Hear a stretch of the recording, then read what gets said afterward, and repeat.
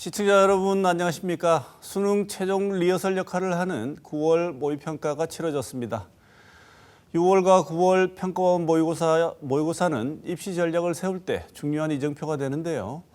곧 수시 모집도 시작되는 만큼 가채점 결과를 토대로 입시 전략을 빠르게 세워야 할 시점입니다. 특히 올해 입시는 의과대학 정원 증원의 영향으로 N수생이 대거 유입되면서 치열한 경쟁이 예상됩니다. 이번 주 토크호는 9월 모의평가 분석과 함께 2025학년도 대입 전략에 대해 자세히 이야기 나눠보겠습니다. 먼저 오늘 모신 두 분 패널 소개하겠습니다. 김정환 대구 대입 진학 지원단 운영위원 나오셨습니다. 어서 오십시오. 네, 안녕하세요. 반갑습니다. 김창식 대구시 진학지도 협의회장 나오셨습니다. 어서 오십시오. 반갑습니다. 예, 지난 4일 치러진 9월 모평 이야기 먼저 해보고 앞으로 대응 전략 등 얘기를 나눠보겠습니다.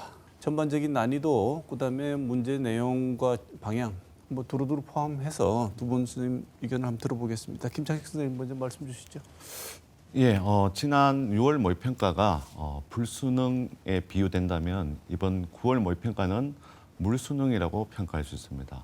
10월 2일에 실채점이 나와봐야 알겠지만 현재로서는 매우 평이한 수준이었다. 좀 더 구체적으로 말씀드리면 저희 학교 가채점 결과를 보면 재학생 원점수 기준으로 6월 모의평가에 비해서 국어는 평균이 15점 정도, 수학은 10점 정도, 영어도 한 9점 정도 향상됐습니다. 지금 전체적으로 10점 이상 올랐죠. 특히 영어는 지난 6월 모의평가에서 1.47%에 불과했는데 이번에는 한 10%에서 11% 정도 예상됩니다. 5배 이상 증가했다고 볼 수 있습니다. 그리고 사탐에서는 생활과 윤리, 또 윤리와 사상, 세계 지리 등은 지난 6월 모의평가가 좀 비슷한 수준이고 나머지는 조금 어려웠다. 과탐에서는 물리학과 화학이 지난번 수준과 비슷하고 생명과학하고 지구과학은 까다로웠다.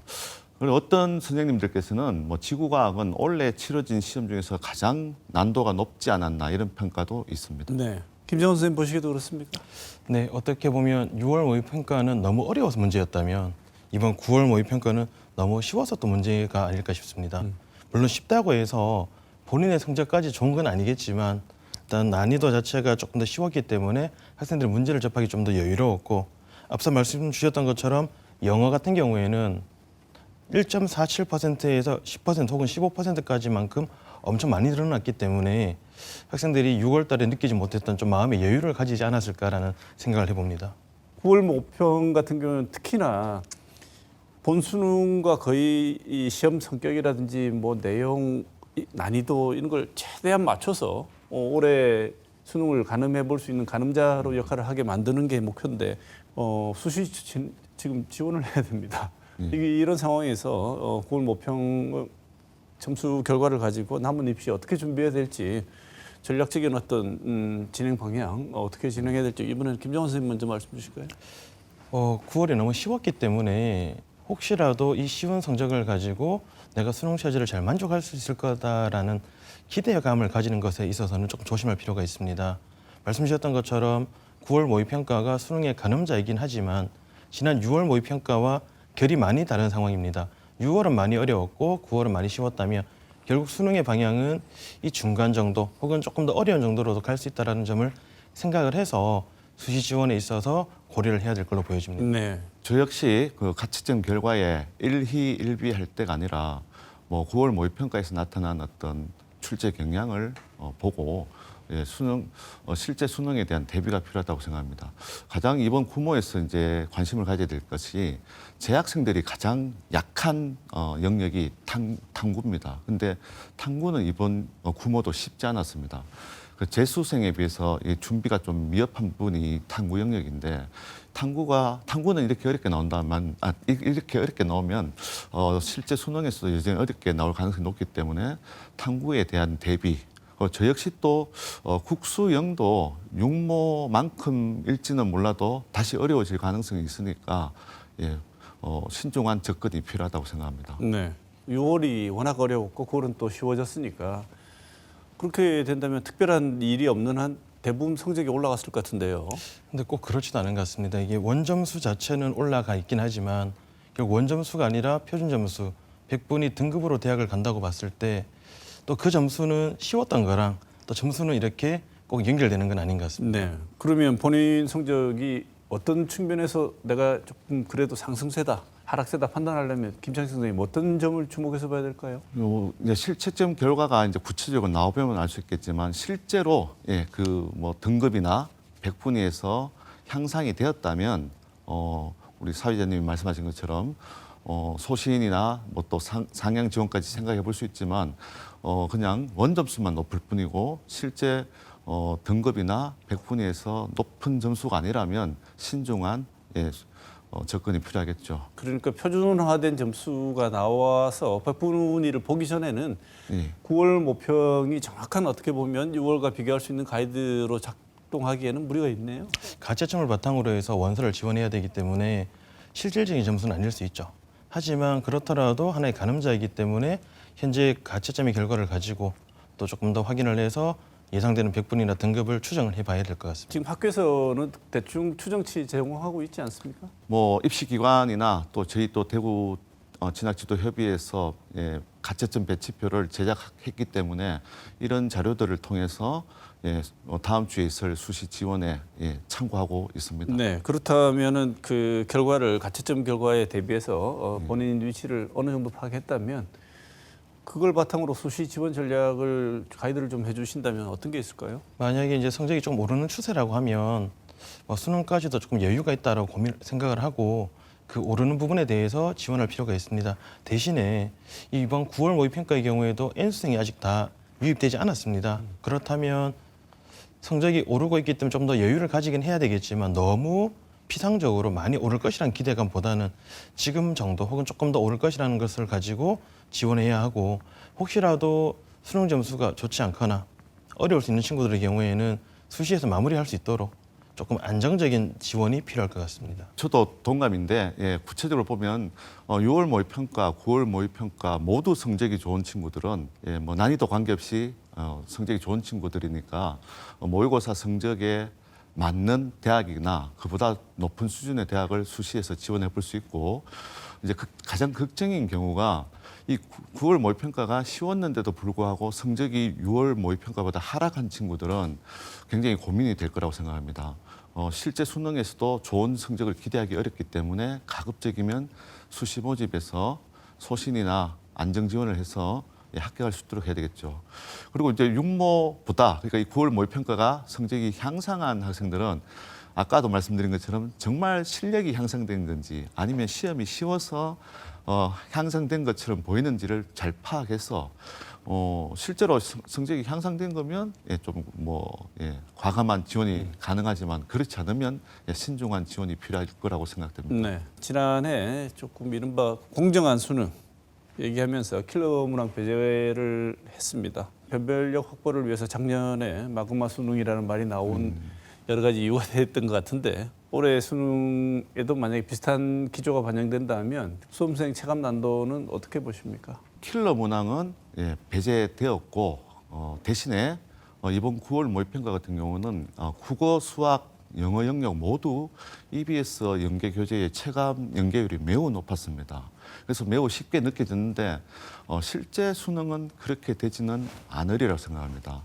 그래서 뭐 작년 수능이나 올해 6월 모의평가처럼 국어나 영어 영역에서는 지문은 평이하더라도 선택지가 굉장히 까다롭게 출제되어서 정답을 찾기가 쉽지 않을 거고 또 오답의 매력도도 상당히 높은 문항들이 많이 출제될 것으로 예상됩니다. 네.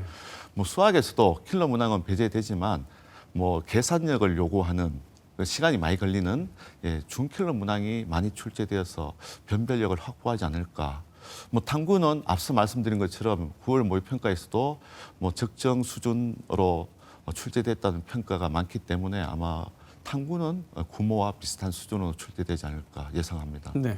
우리가 조금 잘못 생각하는 중에 뭐가 있냐 그러면 킬러 문항이 없으면 쉬울 거라는 생각을 자꾸 하거든요. 그런데 작년에도 보면 우리 재학생들 입장에서는 킬러 문항이 없다라는 어떤 뉘앙스 때문에 쉽다라는 마음으로 접근하다 보니까 시험이 어려워서 많이 당황했었습니다. 이번 9월 모의평가도 마찬가지인 것 같습니다. 9월 모의평가가 쉽긴 하지만 킬러 문항을 배제하고 변별력을 확보한다는 얘기는 결국 어렵다라는 이야기거든요. 어렵지 않으면 변별력이 확보되지 않습니다. 앞서 김창식 부장님 말씀 주셨던 것처럼 국영수의 어떤 얼개들을 보더라도 결코 쉽지 않다라는 것을 염두에 두고 수능을 준비해야 되지 않을까 생각을 합니다. 네. 2025년 입시 특징 핵심 변수 한번 짚어보겠습니다. 제일 큰 변수라면 의대 증원. 의대 정원이 증원됐습니다. 여러 가지 많은 얘기들 속에서도 결과적으로는 증원이 이루어졌기 때문에 입시에 이제는 돌이킬 수 없이 올해 입시에는 반영이 될 것입니다. 얼마나 늘어났고 어떤 영향을 줄 것인지 차례를 한번 들어보겠습니다. 김창식 선생님 먼저 한번 말씀 주시죠. 예, 방금 말씀하신 것처럼 전체 의대 모집 인원은 1,493명이 증가했습니다. 굉장히 많아 보이죠. 근데 우리 지역 학생들이 지원할 수 있는 뭐 다른 지역에도 지원할 수 있는 일반 전형은 수도권 300명을 제외하면 302명에 불과합니다. 그리고 또 우리 지역 학생들만 지원할 수 있는 대구 경북권 지역 인재 전형은 189명만 증가했습니다. 따라서 뭐 언론의 보도만큼 의대의 합격선이 내려간다고 섣불리 예측해서는 안 되고 자신의 내신 성적이나 또 학생부로 의대에 지원 가능할까에 대해서 좀 냉철한 판단이 필요합니다. 다만 지역 인재의 경우에는 수능 최저가 높은 교과 전형에서 60%, 또 그리고 재학생에게 유리한 학생부 종합 전형에서 한 30% 정도가 증가했기 때문에 뭐 수능 최저 충족이 가능한 학생들은 지역 인재 전형은 조금 과감하게 도전해 볼 필요가 있지 않을까 예상합니다. 네. 많은 학생들이 전부 다 의대 정원에 관심을 가지고 그래서 N수생의 증가까지 이루어지는 것 같습니다. 앞서 말씀 주셨던 것처럼 인원이 늘긴 했지만 자세히 보면 대구 지역에 고등학교 한 70여 개 있다고 봤을 때 결국은 한 학교에 한두 명 정도밖에 되지 않습니다. 그래서 우리가 생각할 때 인원이 많이 늘었기 때문에 정말 다이나믹하게 성적이 떨어질 거라는 기대감을 가지고 있지만 제 개인적으로는 그 폭이 그렇게 크지 않을 것이다. 물론 이 의대의 쏠림 때문에 다른 학과에 영향을 미치는 부분들이 좀 더 커질지는 모르겠지만 단순하게 의과 대학만 봤을 때는 뭐 예년과 비슷하거나 조금 정도의 하락 정도만 있지 않을까라고 생각합니다. 지금 일선에서 현장에서 두 분 느끼시기에 N수생 증가, 실제로 의대를 가기 위한 N수생 증가가 눈에 띄십니까? 예, 저희 학교에서도 현재 의대에 다니고 있는 학생 중에서도 지난주 수능 원서 접수한 학생들이 있었습니다. 예.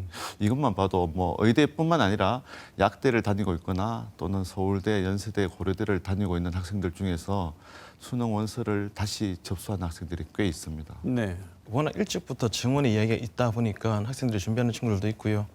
또 요즘 이제 의료대란 이후로 학생들이 아직 학교를 다니지 않는 친구도 있다 보니까 공부가 가장 쉬웠던 친구들이거든요. 그러다 보니까 한 번 더 준비해서 도전해 보겠다. 또 좀 부족했던 학생들은 의예과로 혹은 의예과를 다니는 친구들 중에서는 학교를 조금 더 뭐 표현이 좀 그렇지만 좀 높은 학교로 갈아타겠다는 생각을 가지고 도전하는 친구들이 생각보다 많이 있는 것 같습니다. 네. 김정은 선생님 보시기에 N수생이 이렇게 증가함에 따라서 재학생, 재수생 그리고 N수생 각자 전략이 좀 달라질 수 있을 것 같습니다. 어떤 전략 세우고 임해야 될지 조언을 좀 주시죠. 의대 증원이라는 부분 때문에 의대와 비슷한 관련된 이제 자연과학 계열이나 공과학 계열 학생들의 쏠림이 생길 수가 있고요. 그러다 보면 그 부분이 조금 비어질 거라는 예상은 합니다만은 그 인원이 얼마나 될지는 좀 가늠하기는 어렵습니다. 그리고 저는 개인적으로 재학생과 재수생, N수생이 별도의 차이가 있다기보다는 각자의 자리에서 좀 더 준비를 좀 더 촘촘하게 할 필요가 있을 것 같습니다. 재학생의 경우에는 뭐 혹시라도 힘들면 내년에 한 번 더 할 수 있다는 기회가 있기 때문에 좀 더 도전적인 친구들이 많은 것 같고요. N수생의 경우에는 또 다시 하기는 부담스럽다는 부분이 있기 때문에 이번에 잘 마무리져야 한다는 좀 보수적인 접근이 있다 보니까 그 조금 시소처럼 좀 자꾸 평형을 맞추려는 그런 느낌을 받는 것 같습니다. 김정식 선생님 보시기에도 그렇습니까? 이제 가장 중요한 게 이제 재수생이나 N수생과 재학생의 차이는 예를 들어서 내신 성적이 좋았는데 의대 체제를 맞추지 못하고 약대 체제만 맞춰서 약대에 간 친구들은 당연히 원래 내신이 살아 있으니까 수능 체제를 다시 도전하겠죠. 그다음에 뭐 여러 자료에서 봐서 알다시피 정시 전형은 60% 이상이 졸업생들이 가져갑니다. 그만큼 수능은 여러 번 칠수록 좋은 성적이 나오는 시스템이기 때문에 내신 성적이 좋지 않은 친구들 같은 경우에는 또 정시로 한번 도전해 보겠다는 그런 생각이 있기 때문에 계속해서 그 N수생들의 대거 유입이 발생하지 않나 싶습니다. 네. 올해 N수생은 유달리 많이 증가할 것 같다고 하시니 예. 재학생들은 그 점에 대해서 학교에 지금 고3들 지도하실 때 보면 그 점 많이 신경을 쓰고 있나요? 지금 재학생들이? 예, 많이 신경을 쓰고 있죠. 그래서 아까 말씀하신 것처럼 수능에 자신이 있는 친구들은 뭐 정시까지 생각하면서 좀 과감하게 지원하지만 또 내신이나 학생부 성적에 비해서 학생부 내용에 비해서 수능에 자신이 없는 친구들은 좀 안정이나 하향 지원도 좀 많이 생각하고 있습니다. 네. 보면 그 수시를 지원할 때 재학생들 같은 경우에는 사실 그 학생부 종합전형 같은 경우에는 재수생보다는 재학생이 유리하지 않습니까? 그럼요. 학생들도 그 사실 자체는 잘 알고 있죠. 그렇죠. 학생들도 이제 자기에게 맞는 전형이 무엇인지 이제 벌써 3학년 2학기쯤 되었기 때문에 다 알고 있고요. 이제 그럼에도 불구하고 조금 더 자꾸 희망을 찾게 되죠. 조금 더 내가 가고 싶은 학교, 좀 더 나은 대학을 찾기 위해서 고민하고 있지만 아까 말씀드렸던 것처럼 N수생의 유입이 크면 결국 수능에서의 어려움이 발생을 한다라는 점을 꼭 생각을 하고 지원하도록 안내하고 있습니다. 요즘 대학은 특히나 옛날 학교 가신 분들 왜 이렇게 복잡한가?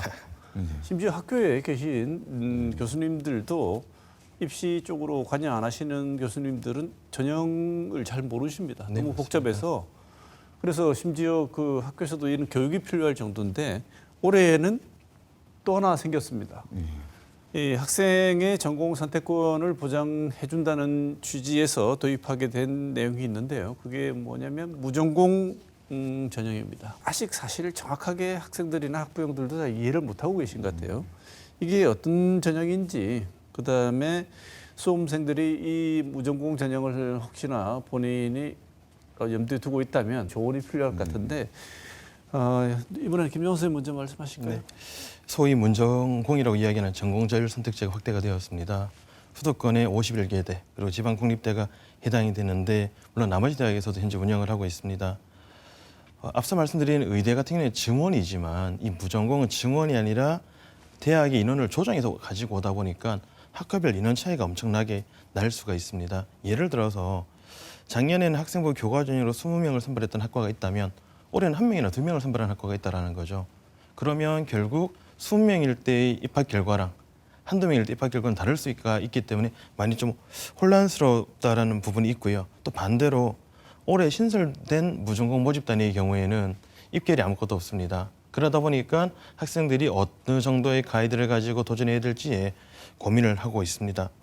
앞서 말씀드렸던 것처럼 저는 올해 무전공에 있어서 가장 큰 부분은 인원 변화인 것 같습니다. 그래서 혹시라도 본인이 지원하고자 하는 학과 혹은 무전공 학과도 마찬가지겠지만 인원의 변화가 어떻게 일어났는지, 즉 인원이 동일한지 혹은 줄었다면 얼마나 줄었는지, 신설되었다면 얼마나 신설되었는지 부분들을 좀 치밀하게 확인한 다음에 전년도 입결과 비교해서 지원해야 되지 않을까 생각을 합니다. 유의해야 될 상황은 학생이 희망하는 대학의 모집 요강을 꼼꼼히 살펴서 2학년 진급 시에 정말 자신이 희망하는 학과에 원활하게 갈 수 있는지 아니면 뭐 1학년 때 학점으로 결정되는지 이런 무전공이 어떻게 진행되는지를 좀 꼼꼼히 살펴야 되고 두 번째는 뭐 교과 전형이야 뭐 무전공이든 어떤 학과든 내신 성적이 좋은 친구들은 도전하면 되지만 무전공 학과라고 해서 학생부 종합 전형에서도 뭐 아무 특징이 없는 학생들이 지원해서는 안 되고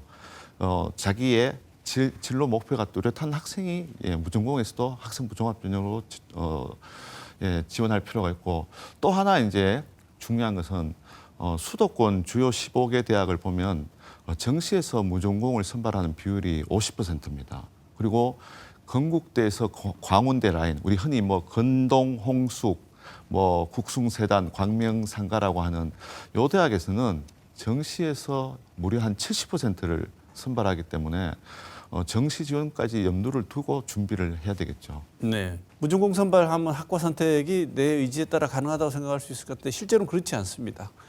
대학별 특성이 나눠져 있는데요. 이 대학별 특성이 이 유형이 어떤가에 따라서 파악을 해야 되는데 이 점이 왜 중요한지 김정은 선생님 말씀을 좀 주시죠. 예, 말씀 주셨던 것처럼 이 무전공을 크게 유형 1과 유형 2로 나누어서 현재 설명을 하고 있습니다. 유형 1의 경우에는 대학 내 모든 전공을 자유롭게 선택하는 것이고 유형 2는 계열 또는 단과대 단위를 모집한 후 전공을 선택하는 것입니다. 예를 들어서 우리 지역의 경북대를 보면 자율전공 확보의 경우에는 입학하여 대학 내 모든 전공으로 가는 유형 1에 해당되고 인문대학 자율학부, 자연과학대학 자율학부, IT대학 자율학부 등의 경우에는 유형 2에 해당됩니다. 하지만 앞서 우리 교수님께서 말씀 주셨던 것처럼 모든 전공을 가는 건 아니라는 거죠. 예를 들어서 경북대학교 자연과학대학의 자율학부의 경우 수학과 화학과 생명공학부, 통계학과 지구시스템과학부는 갈 수 있습니다. 하지만 본인이 물리학과를 지망한다면 자연과학대학 자율학부로 들어왔을 때는 물리학부는 갈 수가 없는 거죠.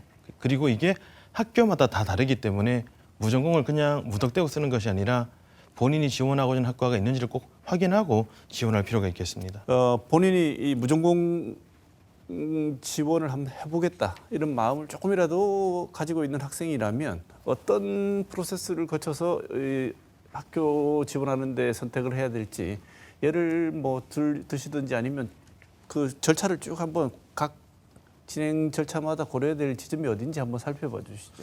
지금 무전공 학대 선발 정책은 교육부에서 이제 혁신 사업과 관련된 예산과 연결지어서 이제 진행하는 사업인데 그 대상이 수도권과 지방 거점 국립대입니다. 그래서 사실은 뭐 이 두 개 뭐 대학들은 당연히 뭐 전공 선택을 그래도 상대적으로 굉장히 자유롭게 할 수 있지만 그런 흐름에 따라서 지방의 어떤 지역 대학들도 같은 기조를 보이고 있습니다. 뭐 우리 지역 같은 경우는 영남대 이하의 대학들도 무전공 선발이 많습니다.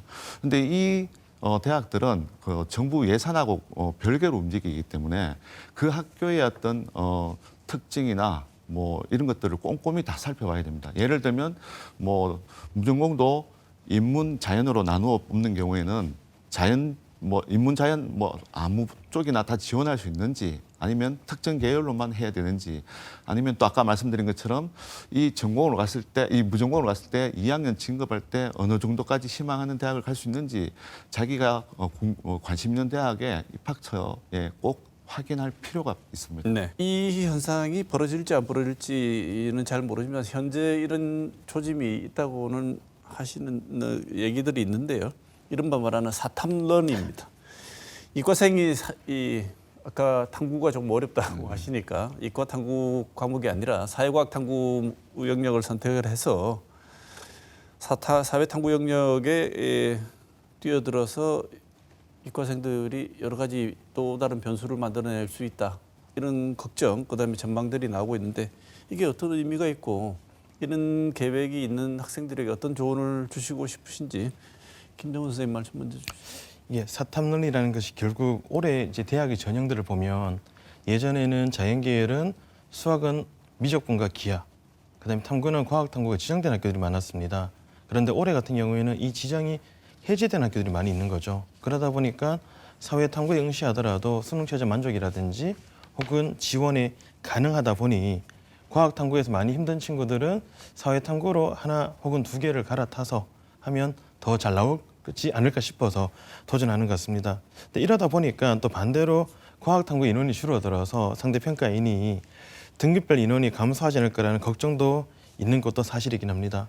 그런데 이제 뭐 지난 금요일에 수능 원서가 이제 마무리가 되었기 때문에 이제 과목 변경은 어려울 것 같고요. 대신에 혹시나 사탐론을 생각을 하고 사탐 과목으로 옮긴 친구들이 있다면 과탐 과목보다 쉽다라는 접근이 아니라 내가 얼마나 준비를 잘해서 정말 원하고자 하는 등급이나 성적을 받을 수 있는지를 한 번 더 면밀하게 고민해 볼 필요가 있습니다. 생각보다 사탐의 양이 적다라고 생각은 하지만 막상 공부를 해봤을 때 본인과 맞지 않을 수도 있거든요. 네. 그래서 그 부분에 대한 확인이 필요할 것 같습니다. 네. 올해는 유난히 그 모의 평가 9월 모평이 끝나고 수시 지원까지 시간이 너무 짧은 것 같습니다. 그래서 자기 성적을 토대로 여러 가지 고려하고 고민해봐야 될 내용들은 늘어났는데 시간은 짧은 것 같아서 일단 눈앞에 와 있는 수시 6장 카드 쓰는 전략 어떤 충고를 해주시고 싶으신지 말씀 듣고 싶습니다. 두 가지 정도로 말씀드리겠습니다. 흔히들 이제 수시 6장 카드는 학생이 원하는 거 2장, 학부모님께서 원하는 거 2장, 그 나머지 2장은 담임 교사 몫이라고 합니다. 요걸 이제 순서대로 말씀드리면 학생이 원하는 것은 상향이겠죠. 학부모님들은 또 소신, 자기 자식이 좀 잘 됐으면 싶은 마음의 소신인데 그에 비해서 좀 담임 선생님들은 안정 지원을 선호하는 편이죠. 그래서 상향, 소신, 뭐 안정 이렇게 한 방향이 있고 또 다르게는 교과 전형과 종합 전형, 논술 전형에 각각 어떻게 지원할 것인가. 물론 이제 뭐 내신 성적이나 학생부가 좋지 않은데 모의고사 성적이 훌륭한 학생들은 논술 전형에 지원도 하겠지만 대부분 재학생들은 뭐 교과 전형에 2장, 종합 전형에 4장 아니면 각각 3장씩 쓰는 것이 가장 보편적인 지원 전략이라고 할 수 있습니다. 네. 전략 많이 짜고 열심히 지원했는데요. 항상 이렇게 결과가 나올 때 작동하는 그 가이드, 그러니까 제일 당락을 결정했던 중요한 요소는 최저 학력입니다. 맞습니다. 학교들마다 요즘 이걸 많이 완화하고 있긴 하지만 여전히 본인들이 설정한 최저 학력 기준이 있습니다. 이거 생각하면 어떤 전략이 필요할지 말씀 좀 주시죠. 말씀 주셨던 것처럼 이 수능 최저학력 기준이라는 것을 만족하지 못해서 불합격하는 학생들이 생각보다 많이 있습니다. 보통 교과 전형의 경우에는 충족률이 60에서 70%, 논술 전형의 경우에는 30에서 40% 정도라고 많이 봅니다. 그러면 결국 앞서 말씀드렸던 6월 모의평가나 9월 모의평가의 성적을 바탕으로 해서 최저 만족 기준을 고민을 해야 될 것 같고요.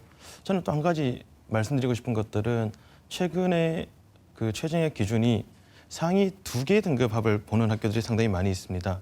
그러다 보니까 우리 학생들이 이 2개 합만 맞추면 되니까 나머지 과목을 공부하지 않는 경우가 많이 있는 것 같아요. 물론 지금 공부를 하다 보니까 많이 힘들어서 뭐 선택과 집중일 수는 있겠습니다만은 이 2개를 준비하다가 혹시나 시험이 생각했던 것과 다르거나 많이 어려워지면 그 결과가 달라지고 수능 체제를 만족하지 못할 수 있다는 거죠. 그래서 저는 혹시라도 수능 체제를 2개를 맞춰야 한다면 적어도 3과목 정도는 준비를 해서 어느 정도의 그 불안감을 해소할 수 있는 장치를 준비하는 것이 어떨까라는 말씀을 드리고 싶습니다. 네. 수시의 대표적인 2개, 학생부 교과 전형, 학생부 종합 전형이 있습니다.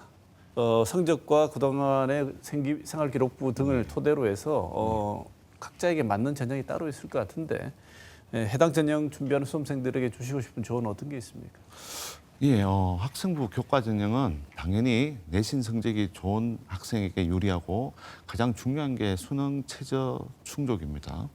학생부 종합 전형은 그야말로 학생부를 종합적으로 살펴본다는 거니까 학생들의 활동이 많은 친구들, 그런 활동들이 또 얼마나 의미가 있었는지 면접을 통해서 확인을 합니다. 물론 대학이나 학과에 따라서 2가지를 다 진행하는 곳도 있지만 대개는 교과는 수능 최저, 종합은 면접이 중요한 관건입니다. 그래서 뭐 수능 충족이야 뭐 말할 필요가 없죠, 그죠? 수능 충족이 안 되면 대학은 당연히 불합격하니까 아까 김정한 쌤도 말씀하셨던 것처럼 이 수능 충족과 관련해서 특정 과목만 공부하는 것은 위험합니다, 그죠? 가급적 골고루 하고 왜냐하면 어떤 과목에서 출제가 난이도가 또 어렵게 나올지 알 수 없고 굳이 그래도 이제 좀 선택과 집중을 하고 싶다면 저는 10월 학평 이후에 이제 뭐 채 한 30일도 안 남으니까 그 정도 가서는 뭐 좀 이렇게 선택과 집중을 할 수도 있지만 아직까지는 좀 골고루 하는 게 좋겠고 뭐 면접 전형은 이 면접이라는 게 하루아침에 완성되는 것이 아닙니다. 특히 지금 수험생들은 중학교 때 다 코로나를 겪었던 학생들이라서 대면 면접이 굉장히 약한 친구들입니다. 그래서 수능 원서 접수가 끝났고 이제 수시 원서 접수까지 끝이 나면 매일 뭐 한 30분에서 1시간 정도 꾸준히 면접 연습을 할 필요가 있습니다. 네. 논술을 실시하는 대학이 늘어나고 있습니다. 그리고 면접 중요성도 김정희 선생님 방금 말씀하셨습니다만 중요성이 올라가고 있는데 비해서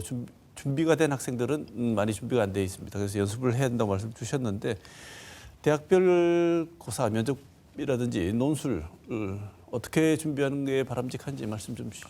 예, 논술 전형의 경우에는 보통 대학별로 모의 논술을 하는 학교들이 많이 있습니다. 이 모의 논술이라는 것이 결국 올해 논술의 가늠자 역할을 하는 것이기 때문에 꼭 모의 논술을 풀어보고 혹시 모의 논술만으로 부족하다면 선행학습 영역평가 보고서에 기재된 기출문제 등을 확인할 필요가 있습니다. 언어 논술의 경우에는 기본적으로 글쓰기가 중요하긴 하지만 또 대학에 따라서 수학 혹은 도표, 영어 등의 지문이 나오는 경우도 있고 또 자연계열 논술의 경우에는 수학과 기본이 필요한 경우도 있기 때문에 본인에게 맞는 것이 무엇인지 또 그리고 본인이 부족한 것들을 챙길 필요가 있겠습니다. 면접의 경우에는 학생부 기반 면접과 보통 제시문 기반 면접으로 나뉘게 되는데 학생부 기반 면접은 학생부의 기록들을 하나하나 읽으면서 본인이 했던 활동들에 대해서 한번 리뷰를 통해서 내가 어떤 준비를 했고 또 어떤 생각을 가졌는지를 떠올려 보며 친구들과 서로 면접관이 되어 보거나 혹은 핸드폰으로 자신의 모습을 촬영하면서 보는 것도 괜찮을 것 같습니다. 제시문 기반 면접의 경우에는 교과 역량이 조금 더 기본이 필요한 부분이기 때문에 한 2, 3년치 정도의 기출문제를 통해서 확인을 하고 또 유사 문항들을 찾아서 어떻게 대응하고 어떻게 준비해야 될지를 고민해 봐야 될 것 같습니다. 네. 이 질문을 끝으로 오늘 시간을 마무리해야 될 것 같은데요. 수능, 이 뭐니 해도 제일 중요합니다. 계속 말씀 주셨습니다만 이런 각종 전략해서 열심히 해서 지원했는데요. 수시도 그렇고 정시도 그렇고 수능에서 점수가 나오지 않으면 다 소용이 없습니다. 그래서 모든 학생들이 이 수능을 제대로 친다는 것, 수시를 지원한 학생일지라도 역시 마찬가지일 것 같습니다. 네. 지금 수능 전략, 수능을 어떻게 준비해야 되는지 두 분께서 꼭 학생들에게 해주고 싶은 조언을 끝으로 오늘 시간 마무리하겠습니다. 김창식 선생님 먼저 하실까요? 예, 앞에서도 말씀드렸지만 EBS 연계 교재에 대한 복습을 꼭 권하고 싶습니다. 예, 어쨌든 연계 교재를 충실히 복습한다면 굉장히 유리할 것이라고 생각하고, 또 이제 수능 최저 충족을 위해서 또는 정시 전형을 위해서 수능을 잘 쳐야 되는데 이번 9월 모의고사는 쉬웠지만 작년 수능이나 6월 모평은 굉장히 선택지가 까다로웠습니다. 그래서 지금부터는 양적인 문제풀이도 중요하지만 그것에 앞서서 이제 분석력과 또 사고력을 연습하는 것이 굉장히 중요합니다. 이 문항들이 어떤 답을 요구하는지에 대한 자기만의 생각, 또 판단 이런 능력을 향상시키는 게 중요하고, 또 아까도 말씀드렸던 것처럼 과탐, 특히 자연계열 학생들은 원래 과탐 성적이 어떻게 될지 굉장히 걱정됩니다. 그래서 과탐에 대한 대비가 무엇보다도 더 중요한 시기라고 생각합니다. 네. 지금 새로운 무언 것을 하기에는 너무 힘들 것 같습니다. 아직 이제 60일 채 남지 않았기 때문에 새로운 무언 것을 하기보다는 6월 모의평가 그리고 9월 모의평가에서 부족했던 것들에 대한 리뷰가 좀 더 중요할 것 같습니다. 본인이 취약했던 분야를 확인해서 그 부분을 남은 기간 동안 잘 준비하는 것이 필요하고, 또한 수능시험은 아침에 8시 10분부터 오후 4시 37분까지 긴 시간 동안 이루어집니다.